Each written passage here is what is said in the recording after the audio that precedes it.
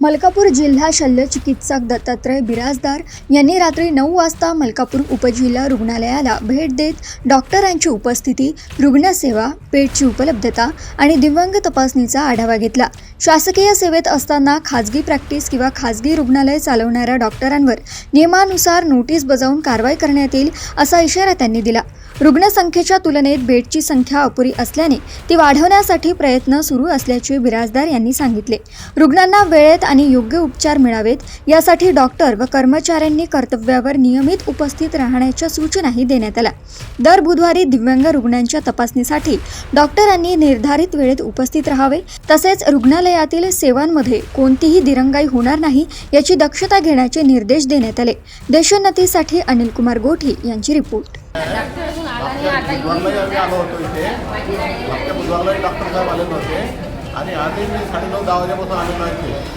आजही डॉक्टर साहेब आले, येतो करता आहे, अजून आले नाही। आता किती वाजले? आता 12 वाजता। तुम्ही किती वाजतापासून आलेले आहे? 9:30 अजूनपर्यंत डॉक्टर आले नाही। इथं जिल्हा शल्यचिकित्सक जे अधिकारी आहे त्यांनी फोन करून सांगितलं होतं की इथे या डॉक्टरांनी वेळेवर यायचं। आता दुपारचे 12 वाजत आहे। तुमचा टाईम 9 वाजेपासून तर 1 वाजेपर्यंतचा आहे। तर आता तुम्ही 12 वाजता आले, अजूनपर्यंत सर्व लोक या ठिकाणी तुमची वाट पाहत आहे। काय सांगाल तुम्ही याबाबत?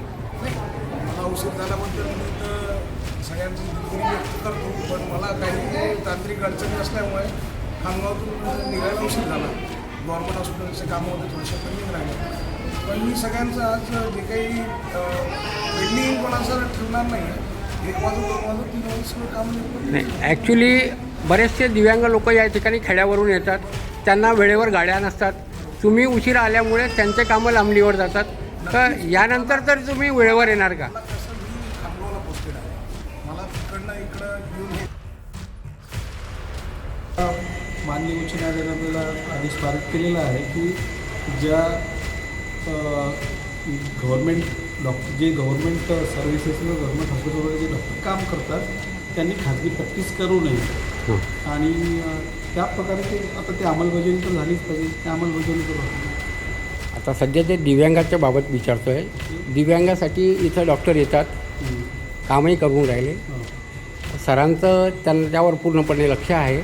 पण जे दिव्यांग लोक या ठिकाणी येतात तर त्यांना कोणाला अपडेट करायचं असते, कोणाची तारीख गेलेली असते त्यांना नवीन करायचं असते, त्यासाठी त्यांची सही करायसाठी आपल्याला बुलढाण्याला किंवा खामगावला ते पाठवावं लागतं। तर ते दिव्यांग संघटनाकडून आता किती वेळा आपल्याकडे तशा प्रकारच्या तक्रारी दिल्या आहेत? दिव्यांगाचे जे काही प्रॉब्लेम असतील त्या व्यक्तीचे प्रॉब्लेम आपण वेळोवेळी सॉल्व करणं आपलं गरजेचं आहे आणि जे लोक डॉक्टर्स ते काही लेट येतात किंवा कधी काही प्रॉब्लेम कारणास्तव येत नाही त्यासाठी मी सूचना देतो आणि त्याप्रमाणे आपण रेग्युलर काम करून त्याच्यामध्ये अडथळा निर्माण होणार नाही आपण याची लक्षात। बरं, इथे पुरवठा आता आपले डॉक्टर लोक किंवा स्टॉप हा थोडा कमी आहे, वास्तू फार मोठी आहे, इथून पेशंट रेफर होतात। डॉक्टर साहेबांनी बऱ्याचशा वेळा तसं लेखी तक्रार दिलेली आहे की इथे स्टॉप पाहिजे, पण तो भेटत नाही आहे। नाही, या ठिकाणी जे स्टाफ आहे, नर्सिंग स्टाफ आहे, तो ॲज पर नॉर्म्स ॲडिक्वेट आहे। डॉक्टर्स आहेत ते डॉक्टर पण as per norm S norm ते ॲडिक्वेट आहेत। प्रॉब्लेम फक्त स्वच्छतेचा असतो, स्वच्छतेसाठी जे कर्मचारी असतात कधी मोठी बिल्डिंग किंवा जास्त लोड असल्यामुळे कमी पडतो। त्यासाठी आपण आता नवीनच आम्ही आता पुढच्या हप्त्यामध्ये सिक्युरिटीची भरती करणार आहोत, त्यावेळेस आणखी कर्मचारी त्या सपोर्ट स्टाफसाठी आपण कर्मचारी देतो। जोपर्यंत आता हे जे ज्यांचे स्वतःचे हॉस्पिटल आहे तेच कार्यरत राहतील का या ठिकाणी?